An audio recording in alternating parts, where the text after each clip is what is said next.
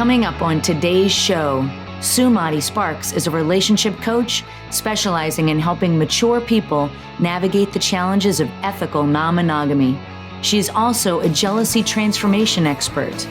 With over 30 years of spiritual practices and over 20 years of practicing polyamory and studying relationship and sexuality, Sumati blends a wealth of knowledge and experience with a deep awareness of our connection to the universe. Welcome to Loving Without Boundaries, where we hear inspiring stories, share actionable advice, and talk about the challenges and the joys of ethical non-monogamy and polyamory. I'm your host, Kitty Shambliss. Coming up after the break, my conversation with Sumati Sparks.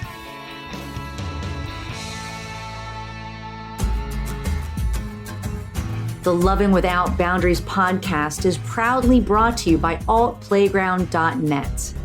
And these amazing folks at Alt Playground, they are making it even easier to customize your personal experience on their website with their newest feature that I'd love to tell you about right now. The newsfeed allows you to keep up to date with your lifestyle contacts. It also helps you see when new events are announced. And you can even view the naughtiest pictures all in one convenient place. So I totally invite you to check out all of the new features of altplayground.net today, a place where you can meet like-minded folks just like yourself who are enjoying a consensually non-monogamous lifestyle full of fun, adventure, and building community. I will see you there. Welcome back to Loving Without Boundaries, where I am delighted to be here with Sumati Sparks. Sumati, it's good to see you again. Good to be with you. Awesome. So we were lucky enough to meet each other at Poly Living Philadelphia in February of this year, which was the last conference I was at before the pandemic happened and everything started to get shut down. So I'm delighted we got to meet each other. Right. And I was just starting to learn a little bit more about your work. It seems that we have a lot in common. So I'm sure we're going to dive into that on our interview today. But I'd love it if you could just start by telling us a little bit about yourself in your own words. Okay, great. So my name comes from a spiritual teacher that I met in like 1990. So I've had the name for a really long time. And she, to me, is like the embodiment of the divine feminine. And I feel her name is Amma. People know her as the hugging guru from India. And I feel honored that she gave me this name because it reminds me every day, because the name means pure consciousness. So connection with my spiritual self and being in alignment with the spiritual part of myself is a really important part, not only of having a happy life, but also of practicing open relationship. I find that it's very easy to get stuck in our emotions, especially for me. I'm a very emotional person. And so that practice of being in alignment is really important for me and what I teach. So my name is a really great reminder of that. So start with my name because it is an unusual name for this country. Mm-hmm. So it's a name that comes from India. It's a Sanskrit word. So starting there with my name, and then to tell you about myself, let's see. I became, my first polyamorous relationship was when I was going to Human Awareness Institute, or HI, mm-hmm. and I met a man there, and we went to a workshop together. Well, let's see, I met him before. He took me to the workshop. And in the workshop, I got a crush on a hot guy that was doing a sexy dance on stage. And he encouraged me to pursue that attraction and also encouraged me to keep seeing him after the workshop was over. He said he just considered it an extension of the workshop. And I thought, wow, really? That's okay with you? And so that was my first experience with that, with somebody who was okay with it, and blew my mind. Before that, it was just cheating. I didn't even know there was such a thing as honest, ethical non-monogamy. I thought it was just monogamy or cheating were the only choices. Mm-hmm. And a lot of people still think that. So that's how I got on this path. And as far as becoming a coach, that happened I mean, I had been working, doing body work and working with a lot of mature people and hearing stories about their marriages, and kind of just found myself as the counselor type, personality type, like a lot of us kind of already give advice to our friends and are the go-to person that people come to. So that was already just who I was, and started hearing over and over again about these long-term sexless marriages, because I specialized in working with mature people for the bodywork I did. And I thought, well, this is an epidemic of these long-term relationships that are sexless, or that one person is having less sex than they want, or the wrong kind of sex, like they want a different kind of sex than what they're getting. Mm-hmm. And I was practicing polyamory and had been for a while, and kept thinking like, wow, maybe there's some way that there can be crossover here. So I found a way to begin to coach my bodywork clients on their relationships. And then I eventually just said, hey, I'm an open relationship coach. That's what I'm doing. That's what I'm going to call myself. And then I started, really diving into that and geeking out even more on the topic, and really reading all the books and going to all the conferences, and even like practicing different forms of open relationship than I had before, so that I could be a research project for my clients and really practice what I preach, So anyway, that's kind of a brief summary. Do you have any other specific questions? I do. Yeah. A whole bunch of questions came up as you were talking. I love all that. So when you say that you specialize in work with people who are mature, does that mean like a certain age group or more emotional state, or what do you mean by that? Physically. So I was doing body work for a long time, and I was working with, let's say, people over 50 or over 60. Mm-hmm. And my work was targeted to people over 50, but I would often get people in their 60s and 70s, and they have certain physical issues that are unique for a body worker. And so in the conversation of having a regular client for a while, and just being like a hairdresser or a bartender where, they tell you a lot of their problems, I started hearing about, their unhappy marriages, or that they were very happy with their partner and they loved their partner and never wanted to leave them, but ... we don't have sex anymore. That's just what came out. And it became like this meme, and everyone thought they were the first person that ever said that, because we don't talk about that in our society very much.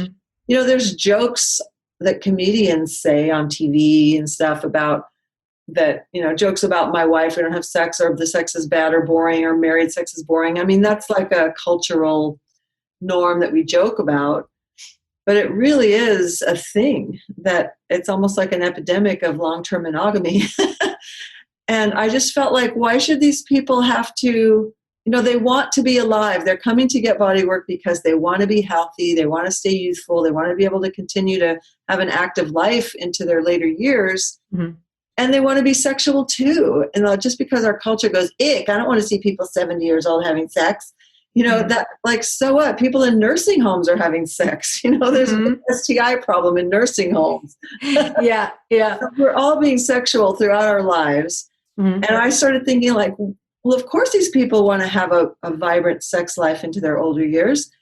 And why should they have to deconstruct the empire that they've created with their life partner? They probably have a home, maybe a business they've shared, maybe family and grandchildren and a whole community that they're part of. Like, why dismantle that thing that they've created over decades just because they weren't getting all their sexual and intimacy needs met? There's a way that they can stay together and still get that met. And it's only because of our programming that you're bad and wrong if you're not monogamous that keeps them from getting to have it all. That was kind of how I got into it. That's great. Yeah, that's a fascinating journey. And I can definitely identify with a lot of that you said in terms of people that I talk to and clients and people that are in my community in terms of that epidemic of sexless marriages. And I'm sure people aren't really putting that on surveys, right? So there's probably way more people who have sexless marriages or aren't getting all their needs met than we're even aware of. And I think some people are suffering, and I think other people just assume that's just the way it is. That's what happens. There's a lot of shame around it, and they feel like there's no way out. They either have to divorce, or they have to stay suffering, or they have to cheat or see a professional for sex. Yeah, and I think that I find that a lot in the work that I do too, that there is with a lot of people that aren't familiar with the word polyamory, or just even that it's an option or open relationships, that they think, yeah, there's either monogamy or there's cheating. And what's interesting, and I don't know if you found this too, is that sometimes if people have that thought for decades, that even when somebody like you or somebody like me says, hey, did you know there's another way? You could actually have an open relationship and do it ethically or practice polyamory. Sometimes I find people are like, nah, I'd rather cheat. Do you come across that? I have a funny story about that. I went to the Poly Living Conference in Denver last year, and one of the speakers was sharing with us research data they had done, researching polyamorous people versus cheaters, I guess, for lack of a better word. I think that's what she called them. I'm not sure. And she would ask the same questions and give us the results. And one of the questions was how much you value, what's the word? Not loyalty, but what's the word for when you are committed to your partner and you don't cheat? The word's not coming to me. Anyway, you know what I mean? Like, yes. When we're married, it means we're, this word, I can't think of it. Anyway, it'll pop into my mind later. So we are, loyal to one another. Like, how much do you value that loyalty? Exclusive. Something like that. Yeah.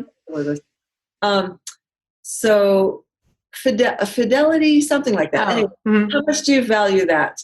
And the polyamorous people had a much lower value on it than the cheaters. So it was really interesting because the cheaters were the ones that were actually breaking that value, but they valued it more. That's interesting. So we kind of chuckled, but when I thought about it more, I thought that's very tragic because that shows that they're doing it with a lot of shame, probably a lot of inner self. Yes. Yeah. Yeah. And I don't know how much you know about my story, and we won't, I'll only touch on it briefly, but I mean, part of the reason that I did eventually find out about consensual non-monogamy and polyamory was because I was experiencing a lot of guilt and shame because I was a cheater. And in the beginning it was thrilling or fun, or I felt like I was getting away from with something, but eventually it just, it definitely brought up a lot of shame for me. So I like you said, I think it brings up a lot of shame and guilt for other people, which of course just slowly starts to chip away at your self-respect and your sense of self-worth. Exactly. And the other thing is that people will say, oh, I could never talk to my spouse about that. Right. And I'm like, well, what are they, like a snowflake? Like they're going to fall apart if you even broach the subject? Yeah. Have you tried? No. Yeah. A lot of people don't know how to have those kind of heartfelt conversations. Here's my desire. Here's what's true for me. Right. Space for their reaction. We'll talk about those skills later, but those are the skills most people don't have. So just bringing up the topic at all could create so much discord in the family and the relationship. It's not worth it. Or so they think, right? They think. So they think, yeah. And I love how you also brought up that people might think, why do we have to, or anyone might think, why do we have to deconstruct this entire empire just because this thing over here either needs work or isn't working? Why do we have to take the whole thing down? If you think of it like a house, if you just want to remodel one room in the house, why can't you keep the whole house in place and just remodel that one room, or put an addition on it, right? If we're adding partners. Yeah. So when you started to tell a little bit about your story, but I guess for you, maybe what age were you at when you started to realize, like, hey, there is another way, and maybe I can explore a different way for your own life to do relationships differently? You started to tell us what the light bulb moment was. I guess I'm wondering when that was. Yeah. Well, I was 40. I was right around 40, late 30s. I did my first high workshops and learned that there was such a thing as ethical non-monogamy. And I had cheated too in my past. And I was a big fat liar. Yeah, I was too. Yep. Yeah. Liar here. Yep. Sorry. Oops. So then I learned there was such a thing as ethical non-monogamy. I don't think we called it that then.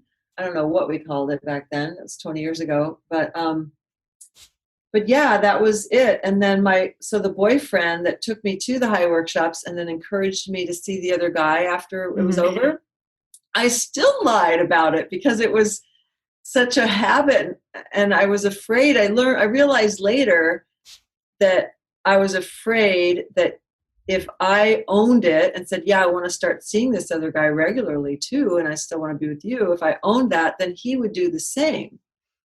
Okay, so if I continued to hide it or downplay my attraction for the other person, that would somehow keep my primary partner from seeing other people. So, it's funny. I'm going to go on a little tangent here for a minute. I was in a relationship, fast forward, 10 years, about 10, 12 years ago, I was in a relationship with a married couple that the man and the wife was my metamor. And he had his wife and another partner of 30 years.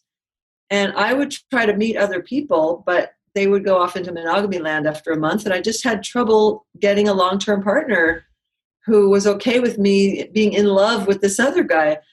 And so my friends would say, are you being polyamorous these days? And what they meant was, are you dating anyone else besides your primary? Oh, yeah. But to me, I heard it as like, I'm doing the hard part of polyamory. My partner has 2 other long-term lovers. I have none. I'm more polyamorous than him. Hard part. Because you were dealing with all of your emotions and jealousy and insecurity. With somebody else doesn't mean I'm not being polyamorous. My partner, so that's where the rubber meets the road. Like many of us can have lots of lovers, but when someone we care deeply about has other lovers, that's the harder part. That's where the work comes in. So yeah, that was the tangent based on your original question. Yeah, no, it's a great tangent. I think that's really powerful because it is a complex thing to practice consensual non-monogamy or polyamory. And it's challenging for each partner, like in my household, I'm a pivot partner. So there's stresses and challenges that come with being the pivot partner. And then one of my partners has a long distance relationship, a wife who lives many states away. So there's challenges that come with that, and then he's the pivot partner between the 2 of us. But yeah, and there's emotions there's jealousy at different times. There's longing. So there's a lot of work to be done when and I'm not trying to say monogamy is easy. It's not, but there's just different challenges, and certainly it gets more complex the more partners that we add. But it doesn't necessarily matter if we're the one with multiple partners or it's our partner that does, just the way you described it too, because you had to sift through all your emotions. Yeah, so I remember now where I was at. So I was lying to my partner about seeing this new guy because I was afraid that he would then see other people. So that's when I realized, okay, I'm polyamorous. I always have been. I just didn't know it was a thing. Yeah. And I'm also jealous. And so the 2 are not mutually exclusive. There are a lot of people I've met who are polyamorous that don't have a lot of jealousy. They're like these strange birds. And I think there's a higher percentage of them in the polyamory world than the monogamy world, where they just don't feel a lot of jealousy. And there's a lot of people that do feel a lot of jealousy. And they're 2 different things, like what style of polyamory do you want to do on the spectrum? But there's kind of like a bit of a spectrum from, swinging to deep love relationships, which we can get into that more later. So where are you on that spectrum? And then where are you on the spectrum of jealousy? They're 2 different things. And I realized if I was going to live an honest life as a polyamorous person, I was going to have to figure out how to deal with the jealousy and the insecurity and the attachment that I had and all that stuff. So, yeah. Well, good for you. So that leads me to my next question is, and, you've already touched on it. So what were some of your challenges that you had early on? It sounds like certainly jealousy was one, and that's partly because why you do that work now. We end up teaching some of the things that we're studying ourselves or that we've also overcome. But I'd love if you could just touch on that a little bit, some of your challenges early on and how you did overcome them. Yeah, so that was the thing, was learning how to be honest. And just like I see a lot of people who still are lying to each other, or they say, yeah, I'm polyamorous and my partner is seeing someone new, but they're not being honest with the depth of their relationship. So there's just so much secrecy and hiddenness in our culture. We're taught and trained to do that. I was just thinking of the movie, the popular movie with Brad Pitt and Leonardo DiCaprio that just came out last year, Once Upon a Time in Hollywood. Oh, yes. Mm-hmm. There was a great line in there where he said he was doing a toast and he goes, "Here's to my wife, my girlfriend, and my lover. May they all never meet." Yes. And I'm like, that's the default, Mm-hmm. Yeah, that's the default. And I thought that would be a great intro to a workshop I'm working on called like How to Rock a Metamor Relationship. Mm-hmm. And so, like, let's bust out all the stereotypes, and metamors can love each other and have deep connections, even if they're not sexual. So, so that was the thing, is just being honest, like learning to be honest, because we have so much programming to hide that stuff. So that was a big practice for me. And I would usually eventually come out with the truth. I mean, I don't think I ever, once I started dating a polyamorous person, I did always eventually come and say the truth. Mm-hmm.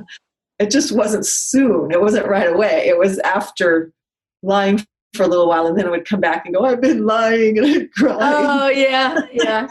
Here's the truth. I don't want to live like this. And it just got to be where my integrity became more important than the fear Mm-hmm. of the jealousy or the fear of the pain. And as we continue to do our personal growth work around our childhood wounds and our core issues, Mm-hmm. I mean, monogamous relationships, polyamory, any kind of relationships brings up our childhood wounds. Mm-hmm. Because I hate to break it to you, but you're born from a sex act. Yes. At least one person had an orgasm. Uh-huh. Uh-huh. Yep. And so when we start to have sexual intimacy and physical touch, and our nervous systems align with somebody, it goes right back to that infantile place.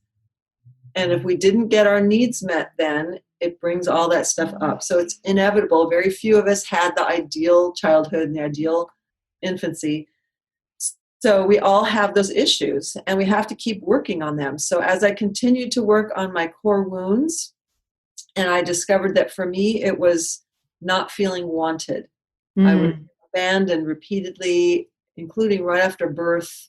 I had a traumatic birth with injuries to my body, and they took me away and put me in the hospital, and I was alone in an incubator for a long time. Oh, geez. Yeah, that's hard. Standard practice back then, but it doesn't make it any less traumatic, Yeah, yeah. And then my father was an alcoholic who repeatedly he was supposed to be babysitting me. We called it babysitting when fathers parented back then.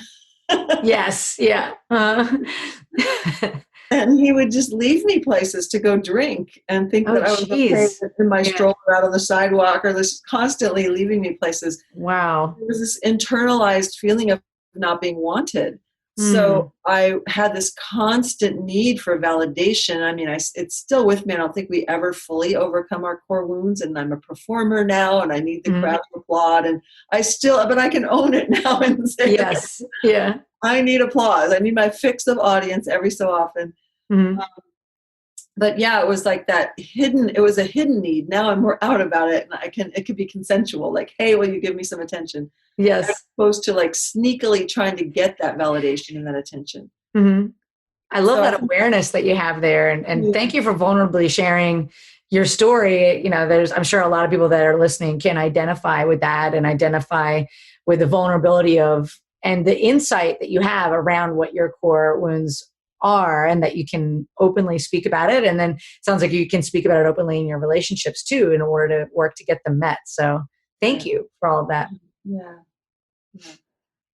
But I didn't mean take you off track there. There's a couple things, just learning to be honest, continuing to work on my own core wounds and my own emotional issues, and bring awareness to what was behind certain behaviors. And then I was so jealous before I started practicing polyamory. I was extremely jealous, extremely insecure. So continuing to learn to love myself, and as I matured in my life, just developing more self-esteem and more confidence.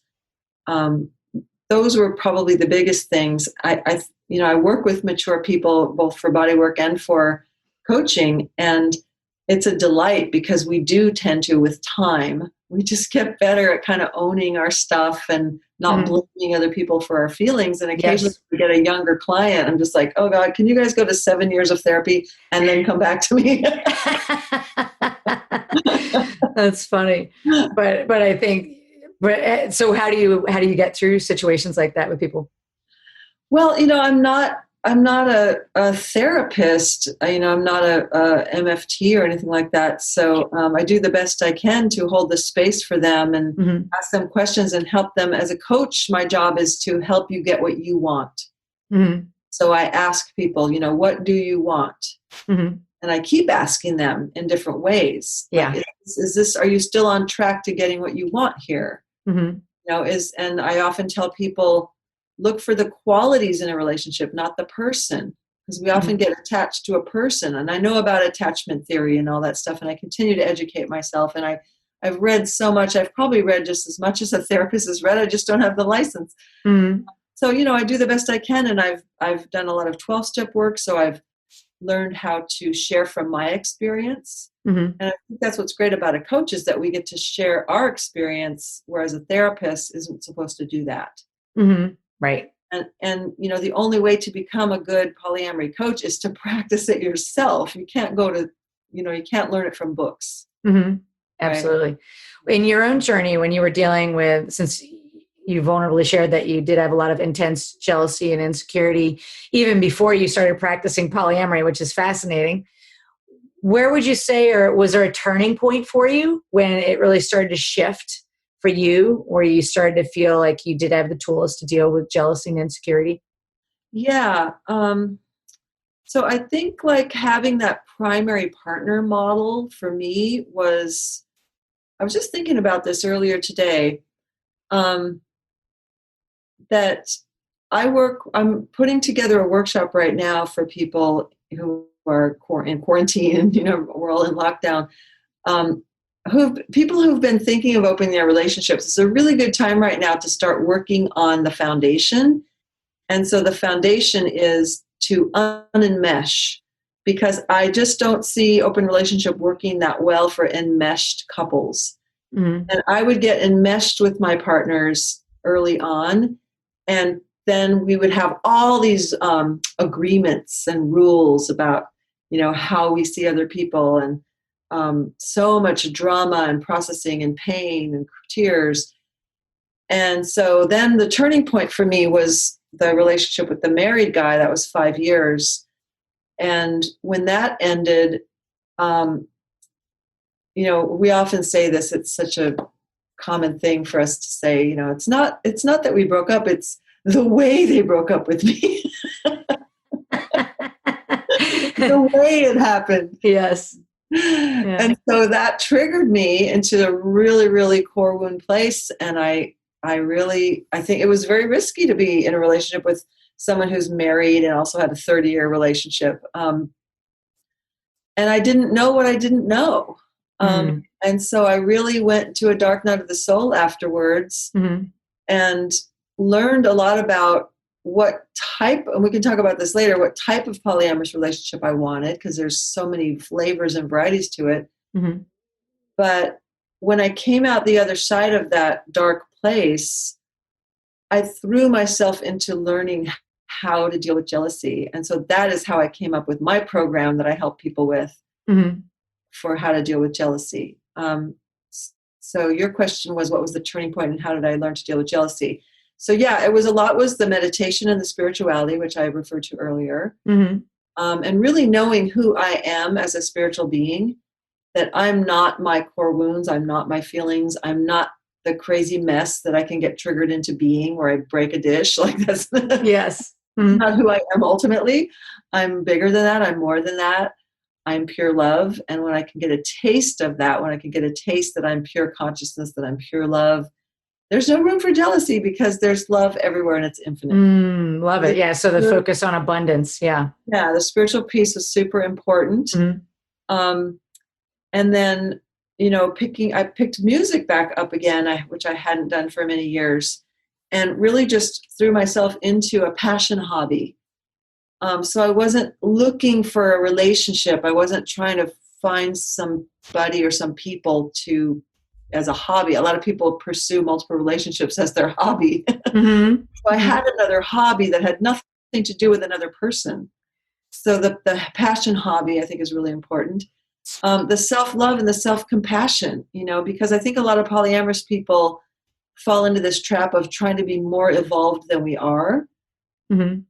and we go, oh, I'm throwing the wet blanket on this because I'm getting triggered, I'm feeling jealous, and I'm making it uncool for everyone else and ruining all your fun. Mm-hmm. It's really hard for us to accept, like, yeah, I'm triggered right now. Even though I've been practicing polyamory for 20 years, I still sometimes get triggered, and it's okay. And nobody else wants to go on and have fun while I'm triggered. They do want to hear what's going on. They do want to slow down, and it's okay to ask for that. So learning to radically accept where I was at. Mm-hmm.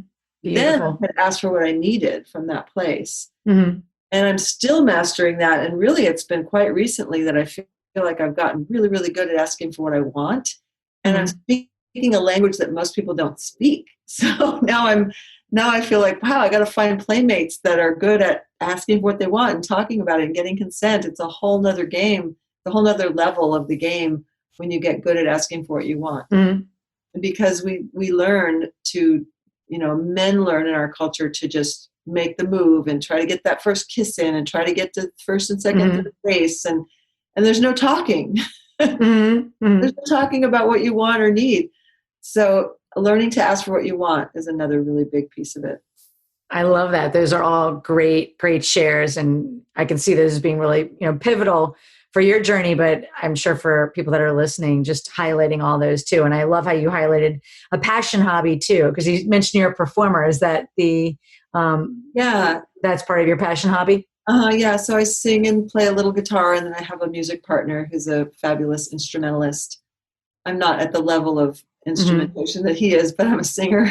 Yeah, that's amazing. Yeah. And I think that's so important to have other pursuits that have nothing to do with necessarily relationships. And it's okay, I think, to, have different ways to increase our self-esteem or our self-worth. But I think some things that are just completely our own, that we can do on our own or with friends who are not partners is such a great way to practice self-love and have just another outlet where we feel joy just from the act of whatever that passion hobby is. I think that's great. And it's part of the unenmeshment.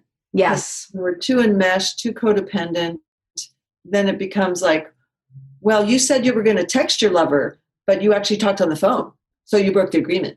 And it's like, right. Oh, yes. Phone, text, what's the difference? Yeah. We get really nitpicky about those little things and really controlling when we're enmeshed.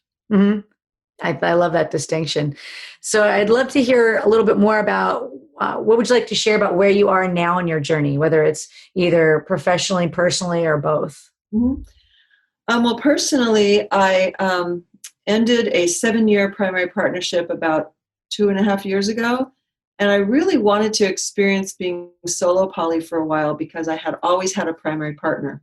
And I noticed that it became part of my identity, and I've started to feel social anxiety going to events without a partner. And I wanted to overcome that. I wanted to feel like I could be my own primary partner and see what that experience was like. And I went to a solo polyamory conference in San Francisco. It was really interesting, run by almost all women and mostly queer people, millennials. It was so great. Wow, that's awesome. Fantastic, yeah. Really blew my mind. And I continue, after 20 years of practicing polyamory, I'll go to a conference and I'll have at least one paradigm shift. So we're always learning, and the field is always expanding, and we're always talking about new ways of doing it. And we just mentioned before the interview officially started that I'm living with my post-romantic partner. Yes. I'd love if you could explain what that definition is. That you have I saw somebody use that term in a Facebook group, and I thought, oh, that's a great term. We're always making up new terms in polyamory. So post-romantic partner means that they're still a partner. They're a partner in some area of my life. We still spend a lot of time together, are really important to each other, are really close, and expect to be in each other's lives till one of us croaks. But the romantic part has ended, the sexual romantic part. So when you say my ex, it has this energy of like they're X'd out of my life forever, or like people people go, oh, sorry, you're with your ex. Like they just assume that you fought and hate each other now. Yes. Yeah. And so it's just kind of reclaiming that when the romance ends, that there's still love there, and that a lot of polyamorous people, I had come to the conclusion that if we, well, it may not be a conclusion, it's an opinion. I've come to the opinion that if we are speaking our truth, listening to our partner's truth, and holding our boundaries, and we often need support to do that.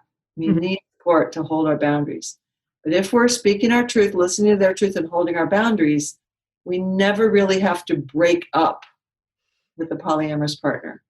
We can just redesign the relationship. It doesn't mean that we might not need to take some space from each other. We might need a little period of time of no contact to feel our grief and to go through the grief of the loss of what you thought it was going to be. But it doesn't mean we have to stop loving each other, and it doesn't mean we never have to see each other. We can redesign how we are to each other, how we are in each other's lives. So that's what I've done with my post-romantic partner. And we're really proud of ourselves for how we've done that and stayed in a really caring relationship. So for the last 2.5 years, I've been solo poly, and I've had several lovers. I had a long-distance relationship for 1.5 years. I guess I still do, but since we're on lockdown, I haven't seen him. Because he's in another state with other people, and I'm here with other people, so this hasn't happened. But yeah, solo poly, it was an interesting journey for me. And now after 2.5 years of that, I'm just noticing an organic longing coming up in me for a primary partner. But after all that I've learned being solo poly, intellectually, I can't get behind hierarchy. I can't get behind the idea that this person is more important than someone else I love or care about. That if my primary partner stubs their toe, I have to cancel the date with you.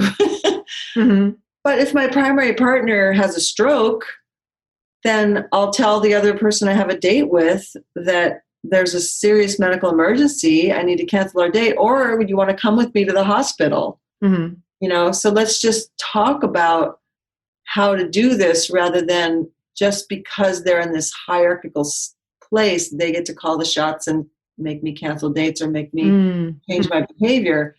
So I really don't support hierarchy. I support us having honest, clear communication about things and holding space for each other's feelings, and then trying to find a win-win or a compromise or some way that we can all get what our underlying needs are, which is another thing that I've learned to look for. What's the underlying need there? Oftentimes we speak in strategies.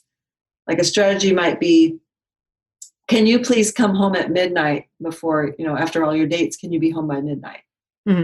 Well, what's the underlying need there? Well, I can't sleep when you're gone. Oh, okay. Well, you have a need for sleep and rest and well-being. Let's deal with that rather than you coming up with this strategy. You must be home by midnight, So that's where I am now, is like I'm noticing a longing coming up for a primary partner, and how I define that is, and there could be more than one primary partner. You can have a primary partner without hierarchy. You can have 3 or 4 or 5 primary partners if you have time for that. I don't know who does, but most people only have time for 2 or 3, close relationships, some satellite, occasional ones. But the way I define a primary partner is, let's say I decide to move to another city, or I'm thinking about moving to another city. One of my primary partners, I would tell them, I'm really longing to move to this other city. What do you think about that? Is there a way that we can make that work in our life? Versus a lover who's not a primary, I would say, hey, it looks like I'm going to be moving to San Diego. I hope we can still see each other. So you're telling them rather than deciding with them. Major life decisions. So that's kind of how I define it. And I'm longing for that. I'm noticing an organic longing, and it truly doesn't feel like it comes from any need to be validated, because I feel like I broke that to be associated with someone else, to fit into the world as a pair bond. I feel like I had enough time away from that's not what's driving me. It really feels like an organic longing to have a life partner, one or more life partners with whom I am a team. We're a team, and we support each other in those day-to-day processes of life, and just have each other's backs, and look at each other, have that look when somebody looks at you in a certain way because they see all of you, and just really missing that and longing for that again. And it just came organically. So I started to do some dating, and it was interesting. I did a project for my coaching business where I increased my mailing list, and I surveyed my new mailing list. What do you guys want to learn? And the thing that they most wanted to learn was, how do you meet compatible polyamorous folks, in your group or whatever. And so I said, I should design a course or some kind of ebook or something, on that topic. And then I thought, well, do I know how to do that? Do I know how to just go out and create the ideal relationship scenario that I want? Let me give it a try. I started to do a research project, right? So I started going more to, and I'm in the Bay Area where there's tons of things to go to. So I started going to the bar meetups and the support groups and the potlucks and all the things. And I started telling people what I was looking for. And I got really clear on what I was looking for. I started telling people, if you know anybody like this. And then I went on OkCupid and ran an ad. And I know that's like a needle in a haystack process, but writing the ad was really helpful for my clarity. And then as I started to talk to people through the app, I started to learn what I don't want. So it was really useful in that way to learn what I don't want. Oh, I don't want a don't ask, don't tell. Now, a girlfriend of mine who's been married for 30 years and has a 17-year boyfriend, she's fine with a don't ask, don't tell, because she just wants a fling on Thursday afternoon. She's got the long-term love. She's got the nesting partner and all that stuff, and she just wants some hot sex on Thursday.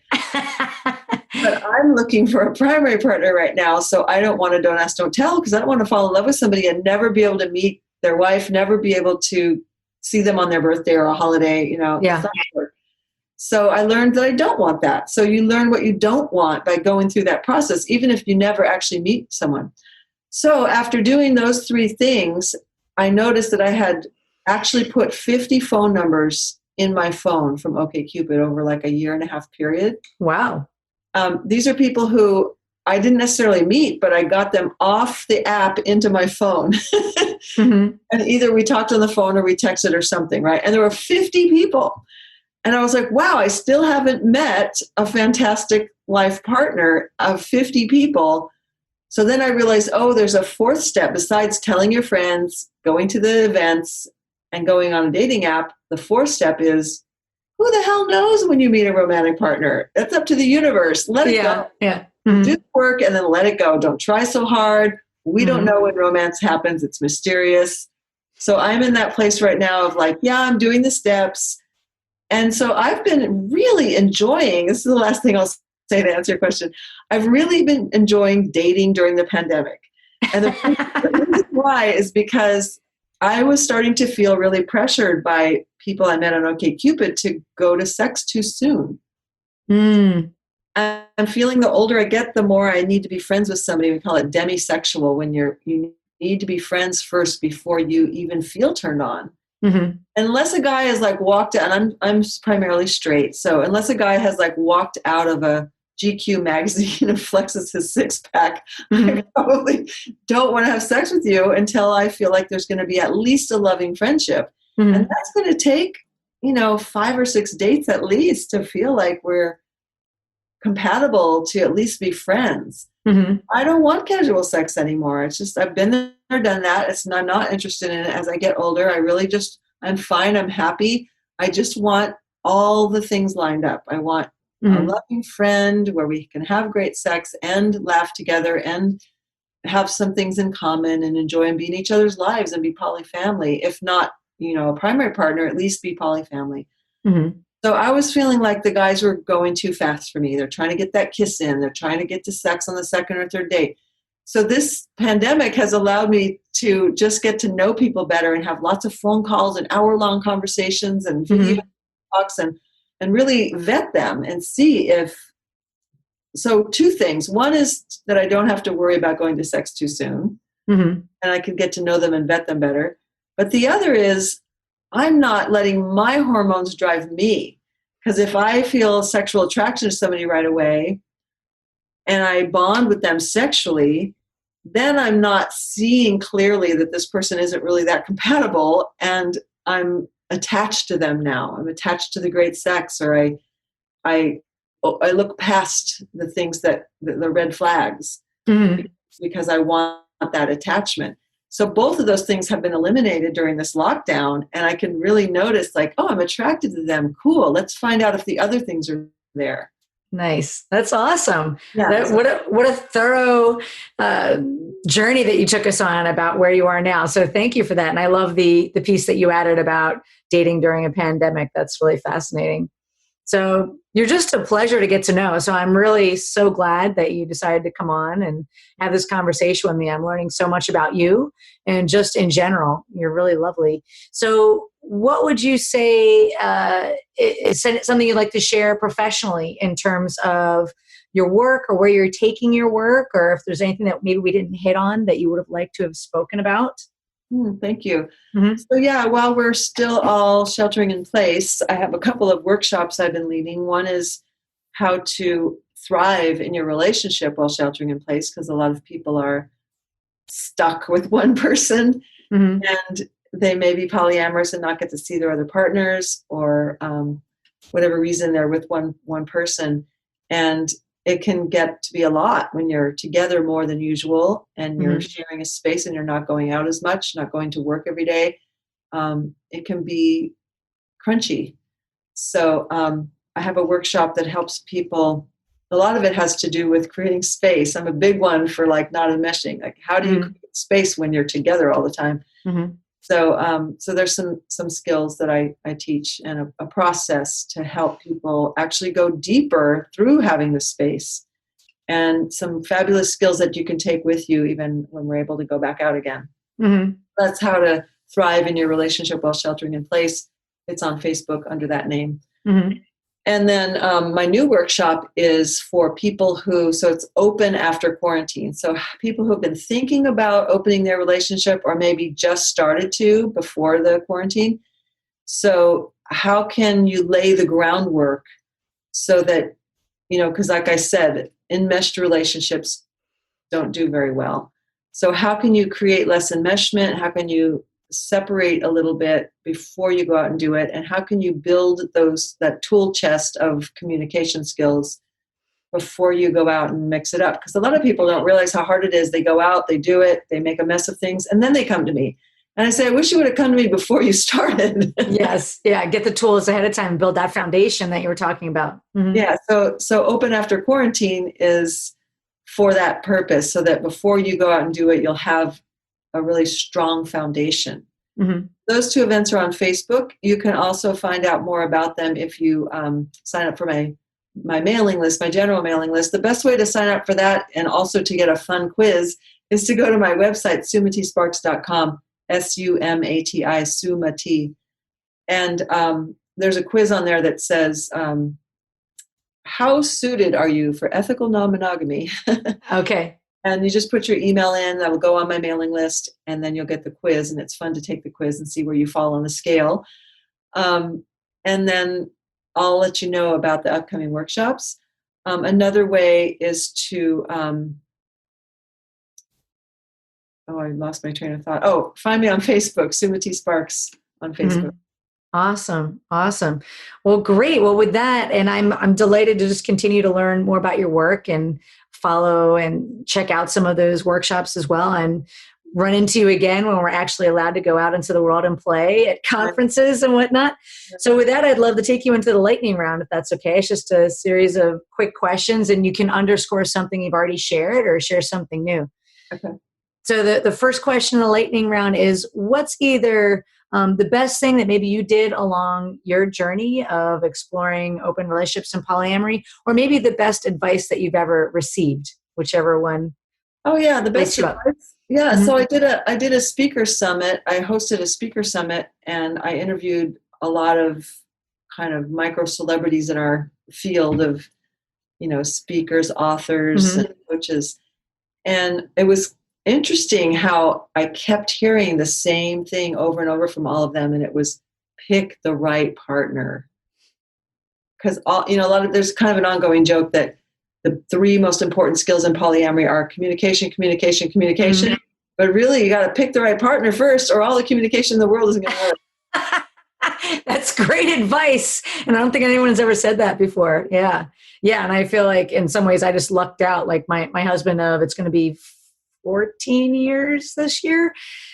We were able to grow together and we communicate well together. But yeah, it started with picking the right partner. So yeah, I think that's great advice. And as we open up our relationships, that goes with, the other partners that we're, selecting as well. So it's great advice.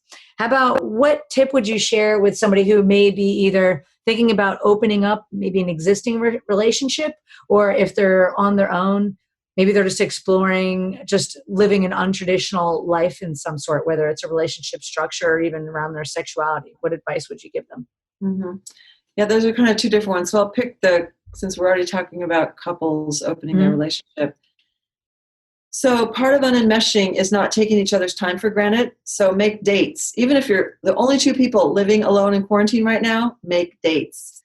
So don't just assume that every night you're going to watch Netflix together. Just say, okay, Monday, Friday, and Saturday is our movie watch night. The other nights you can do whatever you want. You can tool around in your bedroom, in the kitchen, whatever, and you're not going to be, what you doing? I thought we were watching a movie. Like, give each other that space to do whatever you want. Mm-hmm. I love it. Yeah, I think that is really sound advice, and it goes along with that idea of just being your own person and finding ways to fill your own cup. Mm-hmm. How about what is a book, movie, or resource that you can recommend that maybe helped you along your journey? Sex at Dawn. So that's not a how-to book. There's a lot of great polyamory how-to books out there, but that book is a paradigm shifter. And I think it's really important for people to read to understand that there's a different way of being. We get so cultural centric, in this country, and it's a puritanical based country. So when we learn that there's other ways of being sexual and there's other norms, it can really give us permission to express ourselves in the world in our own unique way. There's no relationship police who comes to your door and says you're not doing it right. Right. So we get to design our relationship how we want it to be. Awesome. Well, with that, I just want to thank you so, so much for your time, for your energy and your effort. This has been an amazing interview. Just delighted to meet you again. And really fun, Kitty. Thank you so much. The Loving Without Boundaries podcast is brought to you by Alt Playground. Visit their website at altplayground.net. Thanks for tuning in to today's show. If you like what you heard, are struggling with some aspect of your relationships, and you're interested in seeing if you're a fit to work with me as your relationship coach, here's what I invite you to do next. Head over to lovingwithoutboundaries.com/apply. That's lovingwithoutboundaries.com/apply, and book a call to speak with me. I'll get on the phone with you for about 45 minutes, and we'll get you crystal clear on 3 things. Number 1, exactly what's not working well in your relationships right now. Number 2, ideally where you'd like to be and what might be getting in the way. And number 3, the exact strategy to get you there, helping to close that gap. Remember, creating healthy, open relationships does not typically happen by itself. Many often need expert guidance to make it happen. We've helped clients all over the world to feel safe, happy, and secure in open relationships while not losing their mind or their cherished partners. To see if we can help you do the same, head over to lovingwithoutboundaries.com/apply. I'm Kitty Chambliss, and let's talk soon.